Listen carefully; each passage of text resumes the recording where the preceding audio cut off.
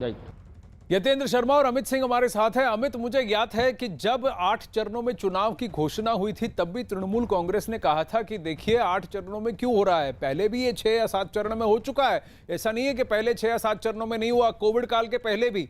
लेकिन हवाला कभी कोविड का नहीं दिया गया था। तब ये कहा गया था कि जितना चुनाव के चरण बटेंगे उतना फायदा बीजेपी को होगा। अब कहीं जाकर कोविड की बात तृणमूल कर रही है। जी हाँ, बिल्कुल। जिस तरीके से लगातार पिछले कुछ दिनों में लगातार जिस तरीके से मामले उठे, उसके बाद सबसे पहले तो राहुल गांधी ने जो अपनी चुनावी रैलियां रद्द की, हालांकि जिस तरीके से रविशंकर प्रसाद से हमारी बातचीत हुई, रविशंकर प्रसाद ने साफ साफ कहा कि शुरुआत के 4 फेज़ों में राहुल गांधी तो आए ही नहीं थे बंगाल। 4 फेज़ों बाद कितनी उनकी रैलियाँ थी यहाँ पर कि किसी को नहीं मालूम। वो सीधे लिख देते हैं, बता देते हैं कि अब वो सेकेंड वेव का जो कोरोना वायरस, जो कोरोना काल अब शुरू हुआ है, उसके वजह से वो अब वो रैलियाँ नहीं करेंगे। तो वहीं दूसरी तरफ 8 फेज के चुनावों को लेकर लगातार जो है टीएमसी शुरुआती दौर से ही हमलावर है। जिस तरीके से टीएमसी लगातार जब अनाउंसमेंट हुआ था कि 8 फेज में पश्चिम बंगाल में चुनाव होंगे, उस वक्त भी टीएमसी ने इसका विरोध किया था। अब कोरोना के मामले को लेकर कह रही है कि 3 फेज एक साथ करा देना चाहिए, उसके बाद कही कि अब 2 फेज एक साथ करा देना चाहिए। तो वहीं रविशंकर प्रसाद का ये साफ साफ ये कहना है कि चुनावी प्रक्रिया जो है वो बहुत जरूरी होती है, और जिस तरीके से बिहार में चुनाव हुआ उसी तरीके से पश्चिम बंगाल में भी चुनाव हो रहा है। और प्रधानमंत्री पर जब चुनाव का पहला चरण स्टार्ट हुआ तब क्या कोविड नहीं था? तब भी कोविड था बंगाल में, तो तब भी कोविड के केसेस थे। तब क्या टेस्टिंग हो रही थी कि नहीं हो रही थी? जब पहले दूसरे तीसरे चरण से पहले के मतदान में अब रैलियां हो रही थी तब क्या कोविड नहीं था?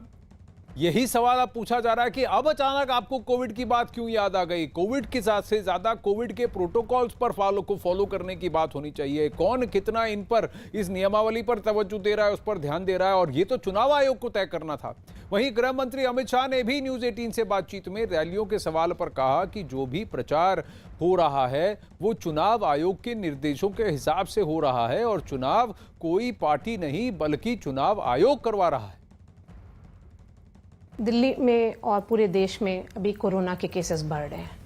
लास्ट टाइम जब बढ़ा था दिल्ली में, तो आपने हैंड होल्ड किया था दिल्ली की सरकार को, आप फ्रंट में आकर के आपने पूरा मैनेज किया था।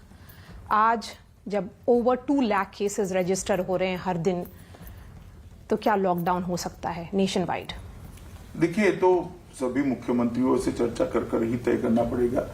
अभी तो हमारी जो मोडालिटी है, गृह मंत्रालय ने जो सर्कुलर करे हैं फरवरी माह से, कंटेनमेंट जोन बनाना, सेमी कंटेनमेंट जोन बनाना या कहीं पर कर्फ्यू डालना, वो निर्णय हमने राज्य की सरकारों पर छोड़े हैं, क्योंकि हर राज्य की परिस्थिति एक समान नहीं है।